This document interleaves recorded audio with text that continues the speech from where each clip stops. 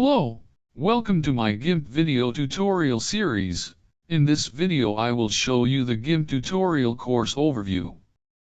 So in this introductory video I will just show you what are the topics of this tutorial series I want to teach you.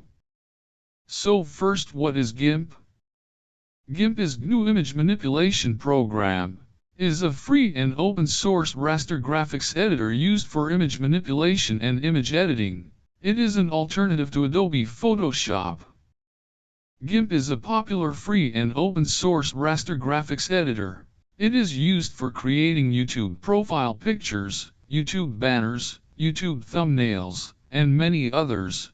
Like me, I use Gimp for creating my YouTube banner, profile picture, and thumbnails.